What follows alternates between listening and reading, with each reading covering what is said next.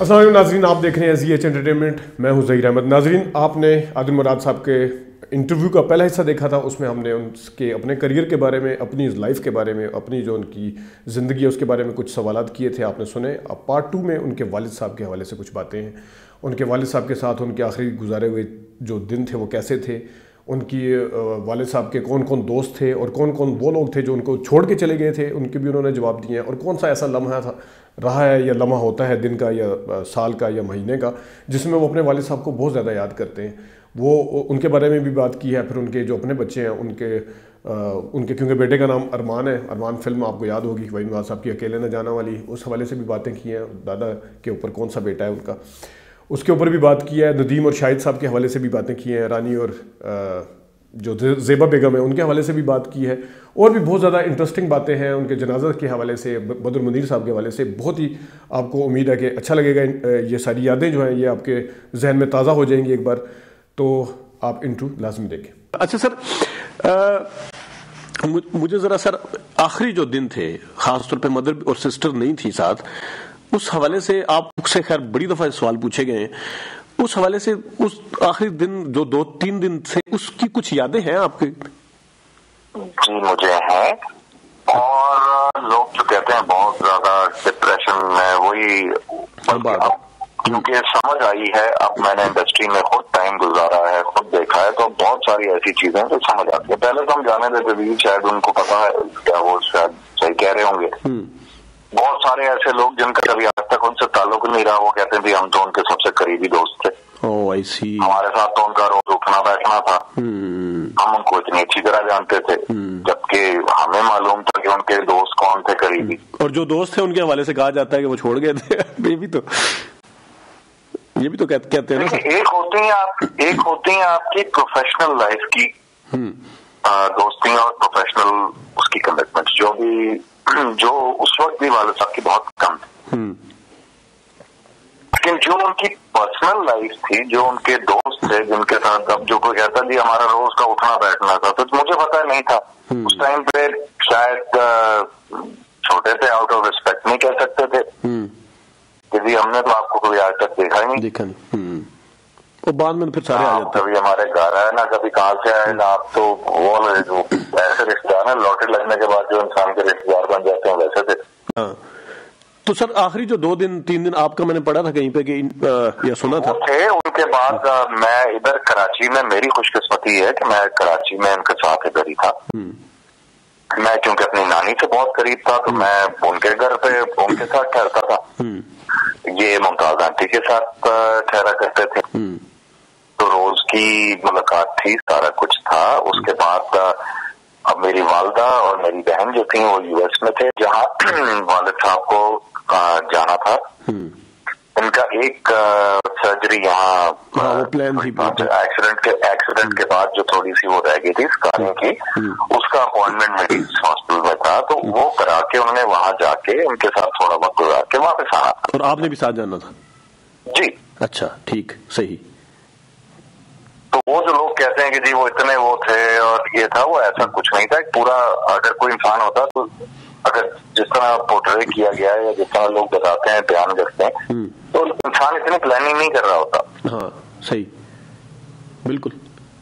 और सर ये बताएं कि क्योंकि मदर और सिस्टर जो थे वो तदफीन के बाद पहुंचे थे, अम्मी से जब बात होती है तो अम्मी को इस चीज का दुख तो होता होगा, मायूसी होती होगी, दुख होता? तदफीन तक पहुंच चुके थे। अच्छा, पहुंच चुके थे। क्योंकि मैंने इसके ऊपर सर जो मैंने जंग अखबार की खबरें भी चलाई थी, मैंने इसके ऊपर एक वीडियो भी बनाई थी। आपकी बड़ी ही दिल दहला देने वाली एक पिक्चर थी, आपकी दादी के साथ थी या आपकी नानी के साथ थी? वो बहुत ही देख के ना बंदे के रोंगटे खड़े हो जाते हैं। वो था, लेकिन छोटा था शायद, जी। और आपकी दादी ने ना ऐनकें लगाई हुई थी, ग्लासेस जो होते हैं ना, तो उसके तीसरे दिन या दूसरे दिन ना मोहम्मद अली साहब ने रिसीव किया था आपकी मदर को। मोहम्मद अली साहब रिसीव नहीं किया था, मतलब मिले थे, मुझे उनकी पिक्चर याद है इस वजह से। तो वो मुझे तो लगता है कि वो बाद में आए थे, जनाजे के बाद पहुंचे थे। देखिए, जनाजे के साथ तो मैं और मुमताज अयूब हम आप तो यही थे ना? सारे कराची से साथ गए थे। और मेरे ख्याल है अगली सुबह या उस अगली रात को जो भी पहली फ्लाइट वहां से थी उससे मेरी वालदा और मेरी बहन यहाँ पहुंच गए थे। सही। अच्छा सर, आदिल भाई एक बात बताएं कि उस टाइम तो आप छोटे थे, आज जब वो सारा कुछ देखते हैं, क्योंकि सारा कुछ या तो रिकॉर्ड के ऊपर है, सारी चीजें रिटर्न फॉर्म में भी हैं, कुछ तस्वीरें भी हैं, कुछ वैसे रिकॉर्ड पे है, आपको महसूस होता है यार फलां बंदा, हैरानगी होती है कि उनका एक दोस्त थे या फलां बंदा जो था वो जनाजे पे नहीं आया, उस टाइम पहुंचा नहीं, मतलब जो फिल्म इंडस्ट्री के लोगों के हवाले से मैं बात कर रहा हूँ।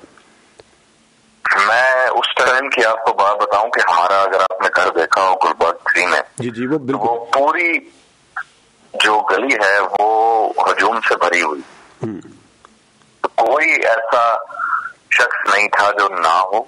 मुझे जिनको मैं जानता था, जो बाकी अपने आप को बेस्ट फ्रेंड्स या रोज के साथ ही कहते थे, उनका मुझे नहीं पता, लेकिन जो बाकी सब थे मुझे अच्छी तरह याद है। मुझे सबसे अच्छी तरह ये याद है कि जब हम लाहौर लैंड हुए थे, पहली हम अपने घर में गए थे, तो बहुत बड़ा ऊपर ड्राइंग रूम था, तो मैंने सबसे पहले जिसको देखा था वो बाबरा शरीफ साहबा वहां पहुंची। ठीक, सही, वो थी, बाकी और भी थे, लेकिन मेरी नजर सबसे पहले जिन पे पड़ी थी वो बाबरा जी थी। और मुझे आज भी वो मंजर याद है, सर पे व्हाइट कलर का दुपट्टा था और वो वहां में थी, वहां पहुंची हुई थी। ठीक। और सर, जो आखिरी दिनों में वहां जो फादर, मैंने ये भी सुना है, शायद आपकी मदर से सुना है, कि वो किसी अपने मुलाजिम को भी काम कहते थे ना, तो वो ये कहते थे यार अगर आपको बुरा ना लगे तो चाय शाय पिला दें, इस तरह की नेचर थी उनकी। उनकी नेचर बहुत पोलाइट थी, बहुत पोलाइट थी। मेरे ख्याल है कोई भी आज तक कोई ये नहीं कह सकता कि किसी का दिल दुखाया उन्होंने। अच्छा, सही। और अगर ऐसी वजह होती तो शायद अल्लाह ताला इतनी इज्जत किसी को नहीं। बिल्कुल एग्री। मैं सर एक चीज इसी से जुड़ा एक सवाल है कि आपने कहा ना कि उन्होंने कभी किसी का दिल नहीं दुखाया, लेकिन यकीनन उनका दिल तो काफी लोगों की वजह से दुखा होगा, जिन लोगों ने फिल्मों में कास्ट किया शुरू में, बाद में आंखें फेरी, या जो दूसरे थे कई लोग। आप इसके बारे में क्या कहेंगे? सॉरी, आप रिपीट करेंगे?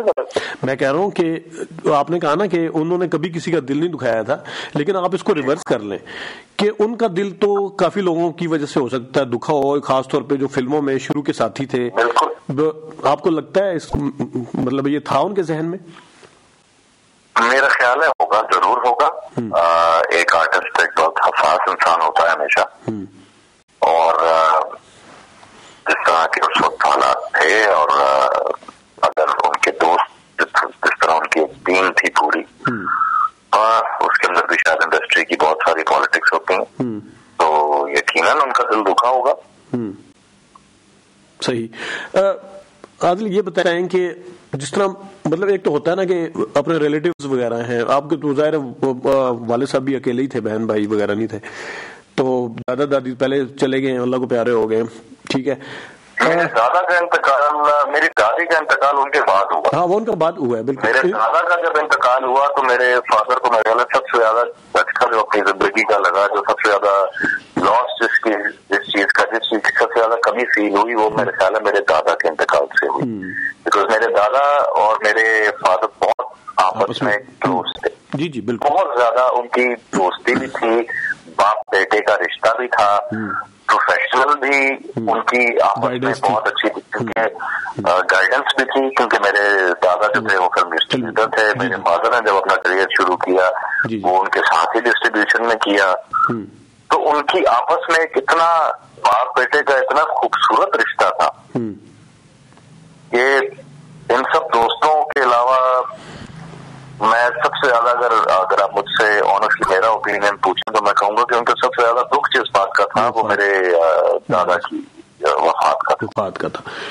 सब वही मैं इस तरफ आ रहा था कि कभी आपको देखें, वालिद हैं वो तो कभी भूलते नहीं, खासतौर पे जिनके चाहने वाले इतने ज्यादा हो तो आपको तो ज्यादा फील होता होगा, लेकिन अभी रूटीन से हट के, अदर देन 23 नवंबर, रूटीन से हट के बहुत ज्यादा कभी याद आए हो? कोई ऐसा मौका कि एक तो होता है ना मामूल के मुताबिक आपके जहन में रहता है, बंदा उदास रहता है, याद करता रहता है। जी जी, हर रोज क्योंकि आपने मेरे अपने 2 बेटे हैं, तो मैं कभी खुद सोचता हूँ कि मैं, जिस तरह एक होता है ना कि मैं किससे पूछूं कि इनका क्या करें, इनके साथ ये क्या करें, तो हर रोज हर मिनट, स्पेशली जब मैंने इस इंडस्ट्री में कदम रखा प्रॉपर और मैंने प्रोडक्शन और ये अपना एक्टिंग का करियर शुरू किया, तो सबसे ज्यादा कमी मुझे उस वक्त महसूस हुई।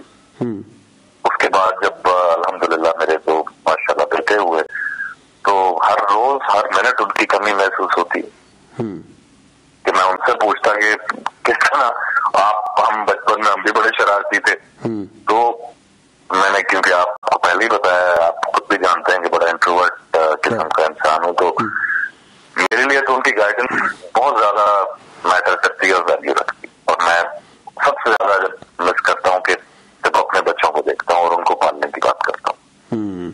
और आपके एक बेटे का नाम अरमान है, उसकी वजह अरमान फिल्म ही है या? जी, उसकी वजह अरमान फिल्म, क्योंकि जी जी जी जी बताइए सर। और उस नाम का असर भी अल्हम्दुलिल्लाह उस बेटे पे बहुत ज्यादा ही है। अच्छा, तो मेरे ख्याल में उसको बड़ा फख्र है कि मैं, बड़ा वाला जो है वो जरा सीरियस किस्म का इंसान है, छोटा वाला जो है वो थोड़ा सा खिलंदरा है। उसको इस बात का भी बड़ा एहसास है, उसको बड़ा मजा भी आता है कि जी मैं वही मुराद का पोता हूँ, और थोड़ा सा उसका एक्शन और ये सारी चीजें जो है वो भी थोड़ी कभी बार हो जाती है। तो सर मैं उसी तरफ आ रहा था। वो कहते हैं ना, तीसरी जनरेशन जो होती है ना, वो अपने मतलब दादे पे जाती है। ठीक है, मेरे दिल में एक क्वेश्चन था, आप पहले ही आगे चले उस पर। मैं भी आपको ये कह रहा था कि वो जो कहते हैं ना कि शायद वो जनरेशन स्किप कर जाती है। हाँ, बिल्कुल बिल्कुल। मैं अगर जरा सीन देखता हूँ उसके, तो मुझे लगता है, और मैं उसको डांट नहीं सकता क्योंकि एक तो उसका नाम ये है, और दूसरा उसकी हरकतें वालिद साहब से इतनी मिलती हैं कि मैं उसको डांट भी नहीं सकता कभी। चलो बिल्कुल, अगर आप इस चीज पे माइंड ना करेंगे तो मैं आपसे रिक्वेस्ट करूंगा कि मुझे एक दो तस्वीर उनकी लाजमी भिजवाइएगा, और मैं आपकी इजाजत से मैं इस वीडियो के साथ लगा दूंगा। अगर आप कहेंगे नहीं लगानी तो मैं नहीं लगाऊंगा। खैर, एक चीज और सर के, जो पुराने आपके वालिद साहब के जमाने के अदाकार हैं, उनमें से मोहम्मद अली साहब तो जो अल्लाह को प्यारे हो गए, नदीम या शाहिद में से आपको कौन अच्छा लगता है सर? मुझे दोनों बहुत अच्छे लगते हैं। फिर भी सर शाहिद साहब के साथ मैंने काम नहीं किया, इसलिए इतना ज्यादा शायद वक्त नहीं गुजरा। नदीम साहब के साथ क्योंकि मैंने काम किया, और मैंने उनसे अच्छा इंसान अपने इस पूरे लाइफ एक्सपीरियंस में, उनसे अच्छा इंसान किसी को नहीं पाया। अच्छा। वो आर्टिस्ट भी बहुत ग्रेट है और वो इंसान भी उससे ज्यादा ग्रेट है। अच्छा, सही। और शाहिद साहब के साथ आप कह रहे हैं कि आपको इतना ज्यादा एक्सपीरियंस? शाहिद साहब के साथ इतनी ज्यादा इंटरेक्शन नहीं है, तो इसलिए पता नहीं। मेरी 2-4 मुलाकातें उनसे जरूर हुई जब मैं लाहौर में था। मैं गया हुआ था किसी काम से, तो मेरी 2-4 मुलाकातें जरूर हुई। तो वही प्यार, हम गैंगों में घंटों बैठे रहे।